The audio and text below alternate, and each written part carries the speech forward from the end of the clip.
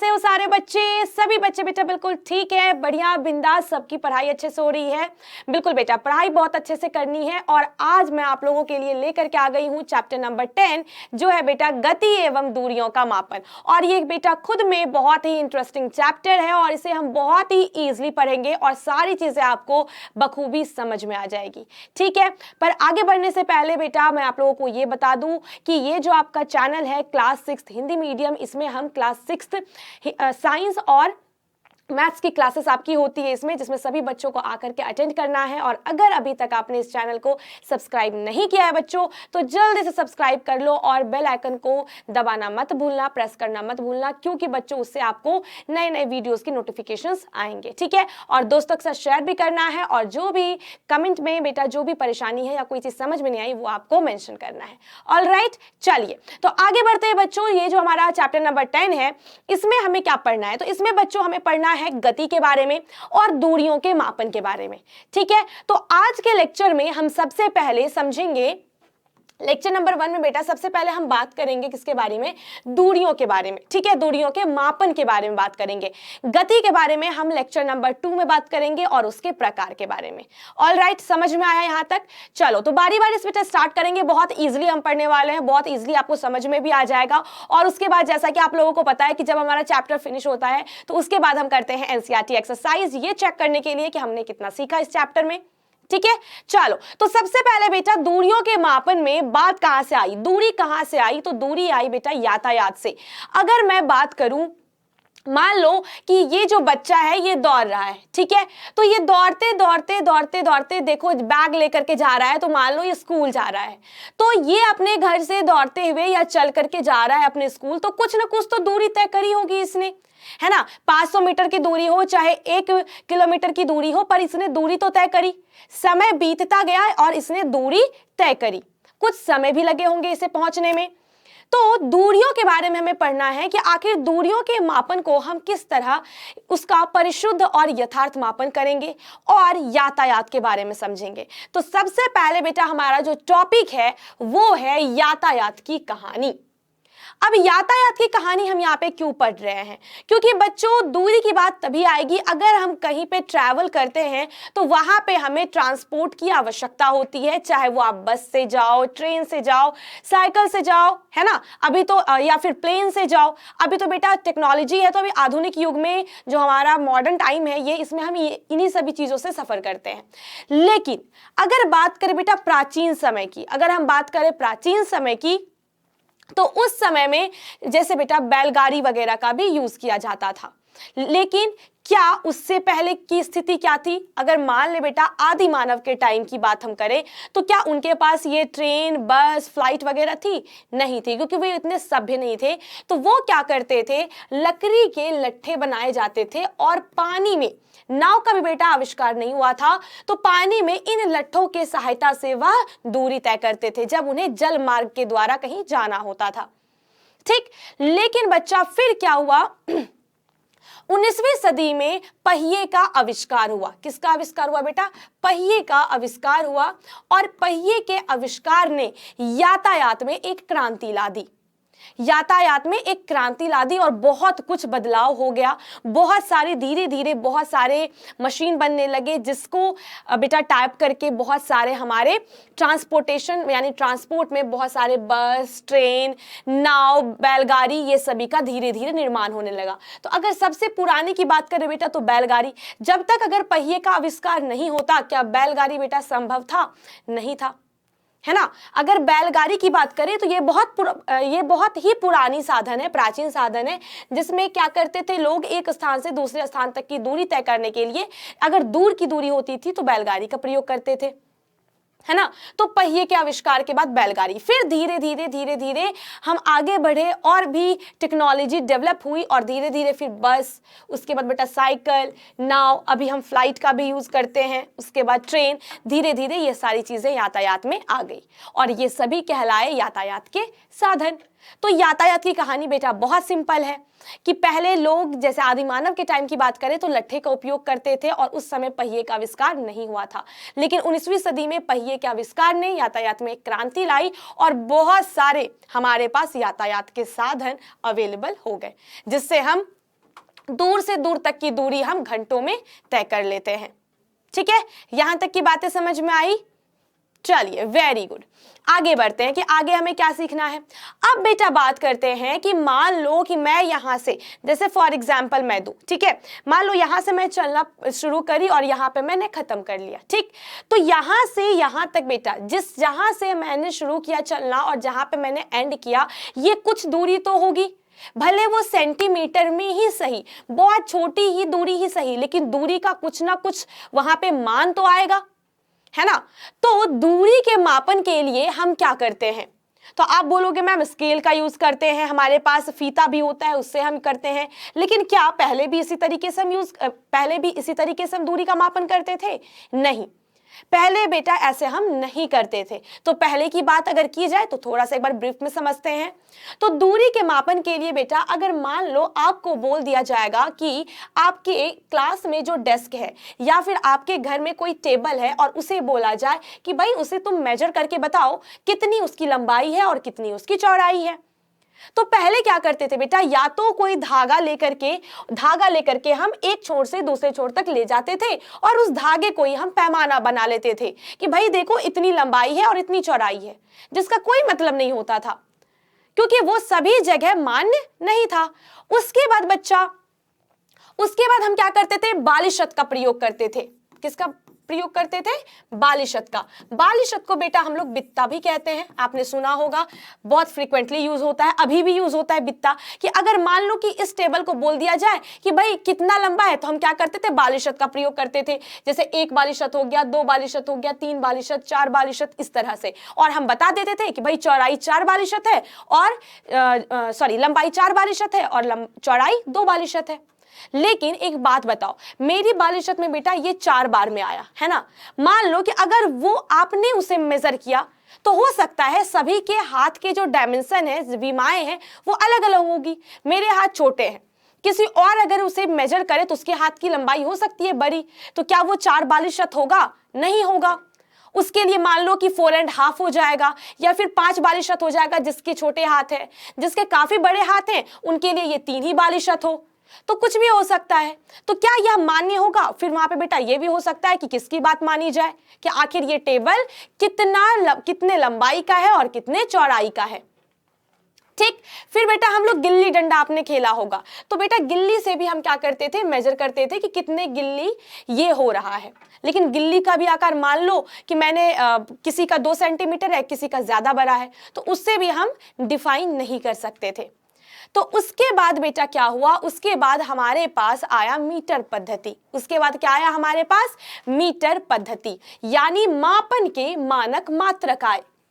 ठीक है, जो फ्रांसीसियों के द्वारा लाया गया और उसे ऐसा यूनिट बनाया गया कि अगर हम कहीं भी चले जाएं तो वो जो हमने मापन किया है वह बिल्कुल परिशुद्ध और यथार्थ हो, यानी उस मापन का जो मान है वो सभी जगह बिल्कुल सही हो और उसे सभी माने भी।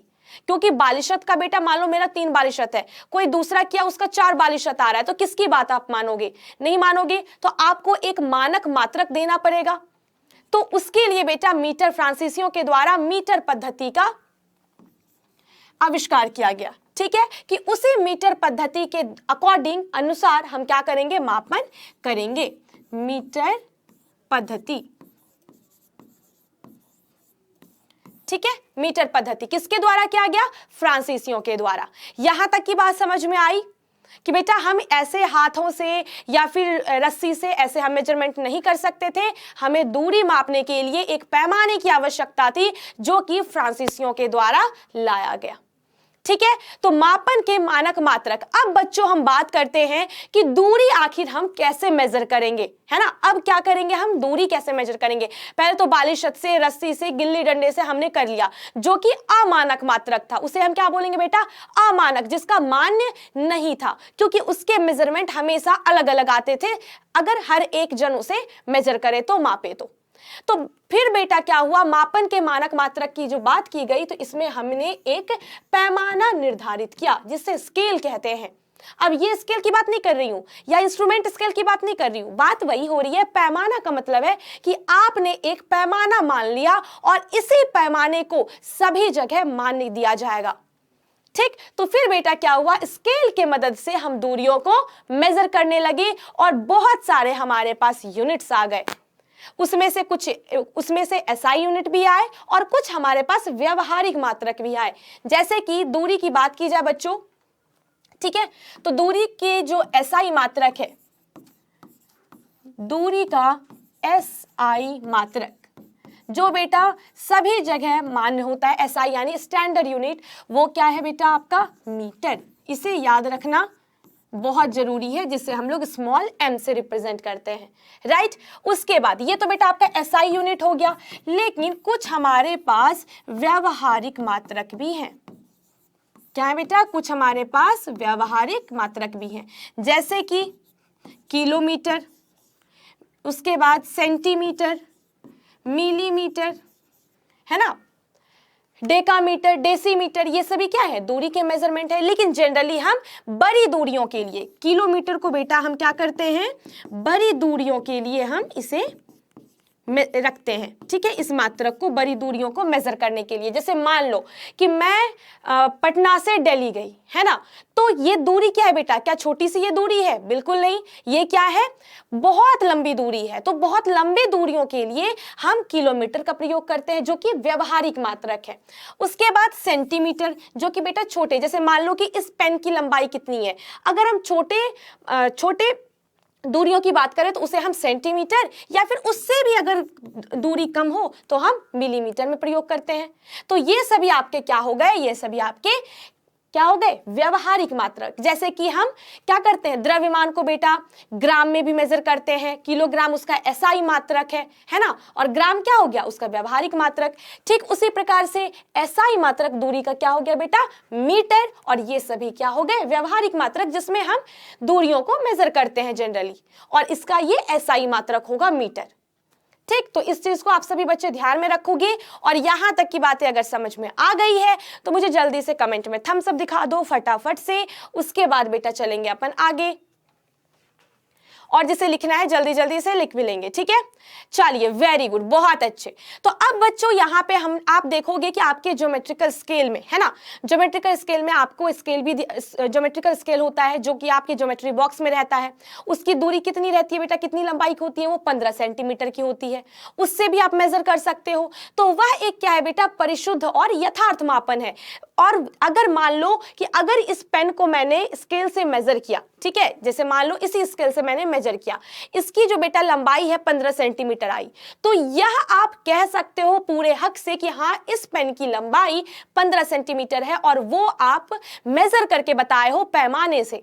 तो वह क्या है बेटा, मानक है, उसे सभी मान्य करेंगे। और कितने सेंटीमीटर, कितना सेंटीमीटर, सेंटीमीटर हमने क्या लगाया, उसका मात्रक, क्योंकि जब तक हम मात्रक नहीं लगाएंगे हमें पता ही नहीं चलेगा कि हमने कौन सी राशि को मापा है। ठीक है बच्चा, तो इस तरीके से स्केल से। अब आप बेटा दर्जी के यहाँ जाते हो, है ना, टेलर के यहाँ जाते हो, वहां पे क्या करते हैं, वो फीता से, है ना, फीता से आपके मतलब क्या करते हैं, नाप लेते हैं, है ना, जैसे कंधे का नाप लिया, बाजू का नाप लिया, कितनी लंबाई की होगी। अगर मान लो कि वो 42 शत से मेजर करे, क्या वो चलने वाला है, नहीं चलेगा भाई। आपने 42 शत से मेजर किया, मान लो कि लंबाई 3 आई, कोई दूसरा बंदा किया उससे 4 आई, तो क्या वो मानेगा, जो हेड है टेलर का, वो क्या मानेगा कि कौन से मेजरमेंट से हमें उसे सिलना है। तो वह तो एक अमानक हो गया। लेकिन अगर हम पैमाने का, स्केल का या फीता का उपयोग करके अगर उसे मेजरमेंट करें तो वो सबके लिए मान्य होगा कि हाँ भाई, उसकी लंबाई और चौड़ाई इतनी है। ठीक है, समझ में आया सभी को यहां तक की बातें, वेरी गुड। तो बेटा अब हम क्या किया, हमने मीटर पद्धति के आने से दूरियों का मापन एक यथार्थ और परिशुद्ध मापन शुरू हो गया, और उसे हमने एसआई यूनिट मीटर में रखा, और हमारे पास बहुत सारे व्यवहारिक मात्रक भी आ गए जिसका हम यूज व्यवहार में करते हैं। बड़ी दूरियों के लिए किलोमीटर का प्रयोग करते हैं, छोटी दूरियों के लिए सेंटीमीटर और मिलीमीटर का प्रयोग करते हैं, मीटर का भी प्रयोग करते हैं, लेकिन वो एसआई मात्रक है। ठीक है, समझ में आया। चलो आगे बात करते हैं। अब बच्चों एक चीज हमें सावधानी बरतनी होती है कि जब भी हम स्केल से मेजरमेंट कर रहे होते हैं, हमें कभी भी बेटा स्केल को इधर दाएं से या फिर बाएं से नहीं देखना चाहिए, हमें उसे अपने नजरों के सामने से देखना चाहिए कि मापन क्या आ रहा है। जैसे बेटा यहाँ पे एक लड़का है जो इस तरीके से स्केल को देख रहा है, मान लो कि एक लकड़ी का टुकड़ा है जिसकी लंबाई वह मेजर कर रहा है, तो वो यहाँ से देख रहा है, जो कि बेटा बिल्कुल गलत है, इससे आप सही मेजरमेंट नहीं कर पाओगे। फिर इधर से देख रहा है, ये भी गलत है, ठीक है। लेकिन अगर बात करें यहाँ पे, तो ये जो लड़का है ये बिल्कुल सही देख रहा है, सामने से देखना है, तभी जाकर के हम सही एक्यूरेट मेजरमेंट कर पाएंगे, ठीक है। और स्केल को कभी भी हमें टेढ़ा या फिर हमें लंबा ऐसे नहीं रखना है, जिसकी मेजरमेंट हमें लेनी है स्केल को पूरे अच्छे से वहां पे रख करके फिर हमें सीधे मेजरमेंट देखना है, ठीक है। तो यह कुछ सावधानी है जो हमें दूरी मापन में हमें प्रयोग करने हैं और ध्यान रखना है, ठीक। चलो अब सबसे लास्ट टॉपिक जो है हमारा बच्चों दूरी के बारे में, वो हमारा ये है कि वक्र रेखा की लंबाई हम कैसे मापेंगे। वक्र रेखा मतलब मान लो कि आपके पास तांबे का एक तार दे दिया गया, लेट्स एग्जांपल दे रही हूं, और वो तार जो है बेटा थोड़ा टेढ़ा मेढ़ा है ना। अगर आपको बोले कि भाई इस तार की लंबाई क्या है बताओ जरा, तो आप बेटा स्केल को तो इस पे रख नहीं सकते क्योंकि वो टेढ़ा मेढ़ा है, स्केल को इस पे कैसे फिट करोगे, नहीं कर सकते ना। तो अगर आपको वक्र रेखा की लंबाई मापनी है, यानी वक्र मतलब होता है बेटा टेढ़ी मेढ़ी रेखा, अगर उसकी लंबाई आपको मापनी है तो क्या करना है, बहुत इजी तरीका है। जैसे मान लो ये तार है, ठीक है बेटा, ये कोई तार है या फिर कोई भी इस तरीके से आपको दे दिया गया वक्र रेखा और बोला गया कि इसकी लंबाई क्या है मेजर करो, तो आपको क्या करना है, अपने घर से ले लो एक तागा, ठीक है, धागा ले लिया, धागे को इसके अंतिम छोर से इसके ऊपर बिठाते जाओ और इस तरीके से धागे को अच्छे से इस पे बिठा दो और इसके अंतिम छोर पे आ जाओ, ठीक है। अब ये जो बेटा धागा है, इस धागे को आप क्या करो, यहां से यहां तक मेजरमेंट कर लिया, धागे को तोड़ लो, ठीक। अब उस धागे को क्या करो, आप स्केल पे ले जा करके रख दो सीधा। अब वह जो धागे का जो मापन आएगा स्केल पे, वही लंबाई होगी किसकी, वही लंबाई होगी इस वक्र रेखा की, ठीक है, समझ में आया। तो इस तरीके से हम टेढ़े मेढ़े रेखा की लंबाई मेजर करेंगे। क्लियर हो गया बेटा, जल्दी से बता दो कमेंट में फटाफट से, यहां तक की बातें क्लियर हो गई। तो बच्चों इस लेक्चर में हमने क्या जाना कि दूरियों का मापन और मात्रक के बारे में, कि कैसे हम यथार्थ और परिशुद्ध मापन करेंगे, कैसे हमने मीटर पद्धति का आविष्कार हुआ, और कुछ चीजें बेटा जैसे कि व्यवहारिक और एसआई मात्रक में जो संबंध है, जैसे कि मान लो मैं लिख देती हूं यहाँ पे, आप सभी बच्चे भी लिख लेंगे। जैसे बेटा 1 किलोमीटर में कितने मीटर होते हैं, 1000 मीटर होते हैं। व्यवहारिक मात्रक और एसआई मात्रक में भी संबंध होता है। अगर बेटा यहाँ पे मान लो 1 सेंटीमीटर में पूछा जाए, या फिर आप ऐसे लिख लो कि 1 मीटर में कितने सेंटीमीटर होंगे, 1 मीटर में कितने सेंटीमीटर, तो कितने सेंटीमीटर होंगे बेटा, 100 सेंटीमीटर। 1 सेंटीमीटर में कितने मिलीमीटर होंगे, 10 मिलीमीटर, ठीक है। यह एक मात्रक से दूसरे मात्रक का संबंध है। तो अगर आपको कभी किलोमीटर में बोल दिया जाए कि भाई 5 किलोमीटर बताओ कितने मीटर के बराबर है, तो क्या करोगे, तो 1 किलोमीटर में 1000 मीटर, तो 5 किलोमीटर में 5000 मीटर। समझ में आया। तो इस तरीके से हम यूनिट को भी कन्वर्ट कर सकते हैं एक दूसरे में। ऑलराइट, लिख लो जल्दी से, आपके बुक में भी है, आप वहां से भी ये लिख सकते हो। ठीक बच्चा पार्टी, समझ में आया यहां तक? All right. तो ये बच्चों आज का हमारा लेक्चर था, जिसमें हमने दूरियों के बारे में पढ़ा, और ये जो मैंने आपको बताया है रिलेशन, इसे जरूर से ध्यान कर लेना, क्योंकि इस पे बेटा हम करेंगे क्वेश्चन की प्रैक्टिस। और कल की जो हमारी क्लास होने वाली है उसमें हम गति के बारे में पढ़ेंगे और गति के प्रकार के बारे में पढ़ेंगे। तो लेक्चर बिल्कुल मिस मत करना, और चैनल को सब्सक्राइब करना, कमेंट और शेयर करना बिल्कुल मत भूलना। और बच्चे हमारे इस चैनल के साथ जुड़े रहिए। तब तक के लिए bye bye and take care.